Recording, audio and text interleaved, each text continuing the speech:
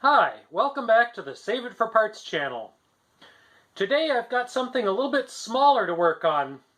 In the past my videos have been a little bit larger, such as boats and monorails, but today we're going to be working on this.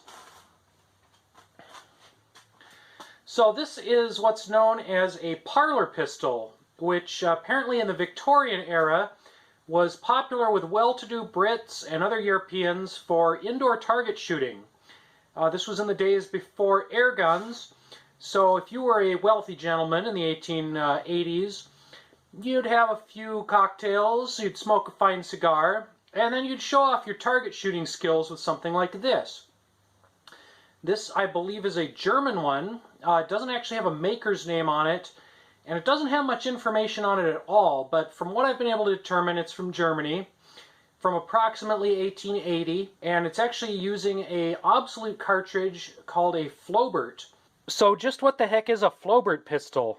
Well, apparently back in the 1800s, there was a Belgian fellow named Flobert, and he came up with an early cartridge, which was a 6mm primed cartridge, one of the first ones from what I've been able to tell. 6mm is close to a modern .22 caliber cartridge. Flobert was essentially just a primer and a steel BB.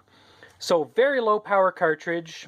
This particular pistol has some damage to it. It is missing a loading gate or breech block here. Now I don't know the history of this little fellow, but I am guessing that the reason this piece is missing is because somebody mistook it for a modern .22 and they probably tried to fire a .22 LR cartridge out of it. Now I checked and it will chamber a .22 LR cartridge, but I'm thinking that this little loading gate or breech block is probably originally pot metal or cast iron, and that probably wouldn't hold up to the pressures generated by a modern .22 smokeless powder cartridge. When this was made, they had black powder, and again, a Flobert or .22 cap and ball cartridge would be essentially just a primer and a BB. So anything more than a primer, anything with any powder in it, would develop too much pressure and could have blown that little loading gate right off the back. I picked this up at an estate sale for about $50, and it has a couple other minor problems with it. Somebody has replaced this screw. There's some nicks and dings in the wood. So this isn't exactly a collector's piece, but I think it'd be cool to get this back into firing condition. So we've used a broken screw extractor, and we've taken out the remains of that old bolt wedged in this hole. I've got this piece of metal stock, and it fits pretty well where this loading gate used to be. So I'm going to try to carve out a new loading gate, and then later on we'll figure out how to do a firing pin out of this.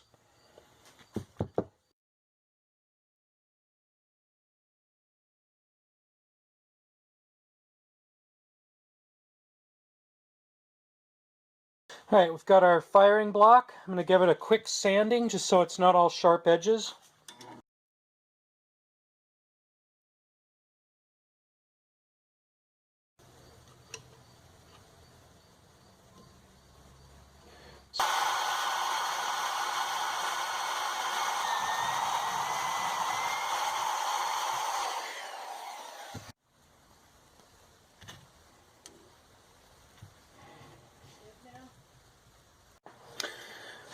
So now I need to get a firing pin in here.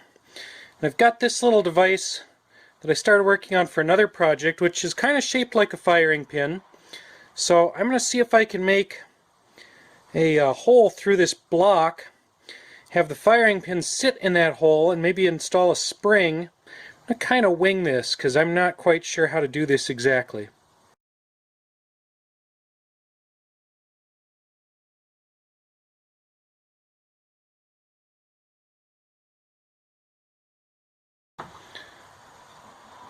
So I've just been eyeballing this because I don't have a drill press. That would probably help a lot. But I've got a channel for that firing pin.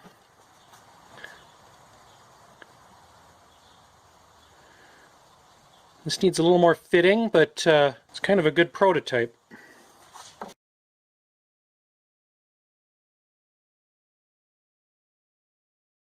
Seems like the right size, about the right strength. We'll use that.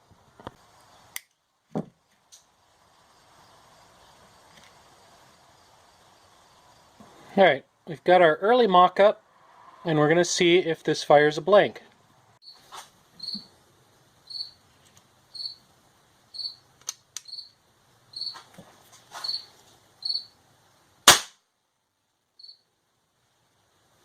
Alright, so I've successfully-ish made a firing block for this old Flobert pistol, and now we're going to try to actually shoot it, and we're going to see what it does.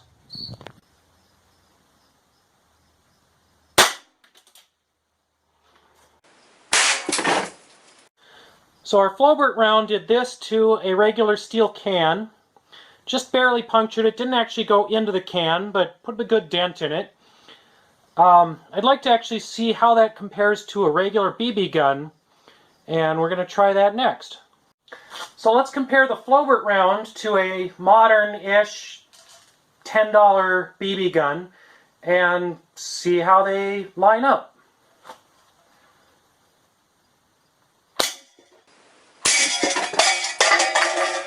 So this was the Flobert versus a steel can, and this is a BB shot by an actual BB gun, just a regular old cheap air rifle that I picked up for 10 bucks at a garage sale.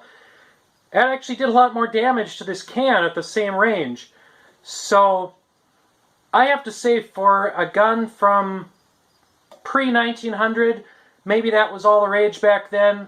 Maybe it was the greatest thing for indoor target shooting, but compared to the cheapest toy gun you can get today off the shelf. So in conclusion, we have not very scientifically determined that a pre-1900s Flobert pistol is less practical, less powerful, and overall less useful than a $10 garage sale BB gun. Does it look cooler? Yeah, it looks cool. It looks a little less cool now that I've hacked this loading gate on there, but you know, this might be something to throw on the wall in a display case. It's certainly not something I would waste my time target shooting with. Did I waste my time making this little loading gate and firing pin mechanism? I would still say it was worth making this. I found it interesting to play around with this. I found it interesting to bring it back to at least functional status. Anyway, this has been a fun project, and if you would like to see more projects along these lines or other lines, go ahead and subscribe, like the video, and see what I come up with next.